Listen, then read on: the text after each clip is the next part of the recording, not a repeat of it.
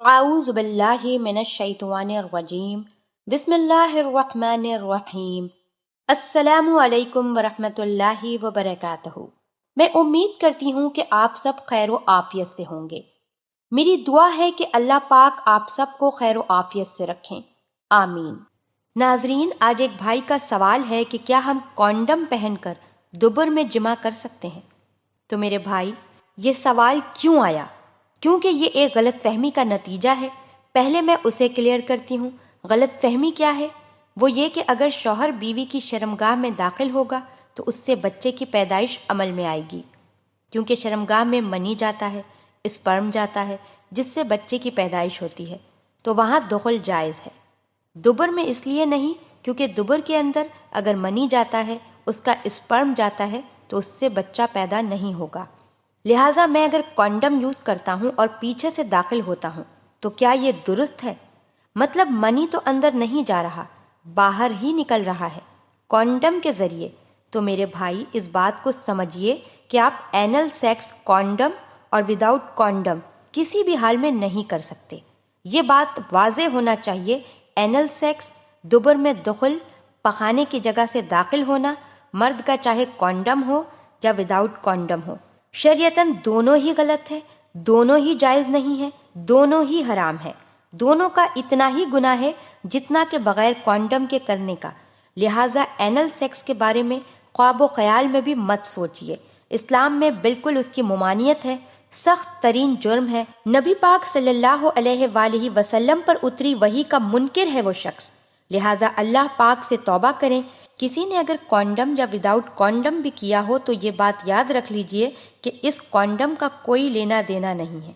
اس جگہ پر داخل ہونا، مرد کا اس جگہ جمع کرنا، صحبت کرنا شرعاً درست نہیں ہے، حرام ہے، گناہ کبیرہ ہے۔ اور افسوس کی بات ہے کہ اینل سیکس ویسٹرن کلچر کو کاپی کرنے کے چکر میں اتنا گھر کر چکا ہے کہ بڑی افسوس کی بات ہے کہ اس کو مسلمان غلط بھی نہیں سمجھ رہے، اس لیے کہ وہ گندی موویز دیکھ رہے ہیں۔ ویسٹرن کلچر میں یہ سب چیزیں جائز ہیں، مسلمان بھی لگے پڑے ہیں اس چیز میں۔ یاد رکھیے، یہ غلط ہے، یہ حرام ہے، یہ سخت جرم ہے، اس سے بچنا ہے۔ جس نے کیا ہے وہ توبہ کرے، چاہے کونڈم کے ساتھ ہو یا وداؤٹ کونڈم۔ بہرحال، چونکہ وہ غلط جگہ تھی جہاں پر دخول کرنا ہی غلط ہے، گناہ ہے، اس سے ہمیں اجتناب کرنا چاہیے، اس کے قریب بھی نہیں جانا چاہیے۔ ناظرین، ایک صاحب ہیں جو ہر بار اپنی بیوی سے مباشرت کرتے ہوئے کچھ دوائیں کھاتے ہیں، تبھی وہ سیکس پرفارم کر پاتے ہیں۔ تو ان کا سوال یہ ہے کہ کیا بیوی کو بتائے بغیر دوائی کھانا اور یہ کام کرنا جائز ہے؟ میرے بھائی، سب سے پہلی چیز تو یہ کہ جب آپ کا نکاح ہوا تو اس کی ضرورت کیا پڑی کہ آپ دوائیں کھائیں؟ اگر کوئی جسمانی کمزوری تھی تو یہ ایک الگ بات ہے، لیکن جب جسمانی کمزوری نہیں ہے تو اس کو نہیں کھانا چاہیے۔ اب رہا مسئلہ یہ کہ جسمانی کمزوری ہے تو پھر آپ دوائیں کھا رہے ہیں تو درست ہے، ان دواؤں کی وجہ سے آپ سیکس میں عام جیسی زندگی محسوس کرتے ہیں، تو میں کہوں گی کہ شریعتاً اس میں کوئی مسئلہ نہیں ہے کہ دوائی آپ پوچھ کے کھائیں یا چھپا کے کھائیں، کوئی مسئلہ نہیں ہے۔ لیکن مسئلہ یہ ہے کہ آپ کو ضرورت کیا ہے اس دوا کو کھانے کی۔ لیکن اگر آپ دوا لے رہے ہیں تو آپ کو بتانے کی ضرورت نہیں ہے۔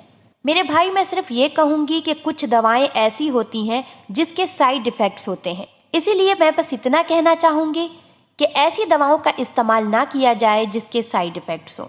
اس کے بدلے ایسی دوائیں یوز کی جائیں جس کے سائیڈ ایفیکٹس کم ہوں اور اس کا فائدہ بھی ہو، کیونکہ آپ کہہ رہے ہیں کہ جب سے شادی ہوئی ہے تب سے کھا رہے ہیں، تو اس کا مطلب یہ ہے کہ آپ آگے بھی کھاتے رہیں گے۔ تو میں سمجھتی ہوں کہ آپ جتنا زیادہ لیں گے اس کا سائیڈ ایفیکٹس بھی ہوگا، اور اگر آپ میں کوئی کمزوری ہے تو آپ کو اپنی بیوی کو بتانا ضروری نہیں ہے، کیونکہ آپ جو اپنی بیوی کو اطمینان دے رہے ہیں وہ ٹھیک ہے، آپ ایسے کام کر سکتے ہیں، ایسی دوا لے سکتے ہیں۔ اللہ پاک ہم سب کو دین کی سمجھ عطا فرمائے اور اس کے مطابق زندگی بسر کرنے کی توفیق عطا فرمائے، آمین۔ آپ سے گزارش کرتی ہوں کہ آپ ہمارے چینل کو ضرور سبسکرائب کر لیں۔ سبسکرائب کے ساتھ ساتھ ہماری ویڈیو کو لائک بھی کر دیں۔ اللہ پاک آپ سب کو اپنے حفظ و امان میں رکھے، آمین۔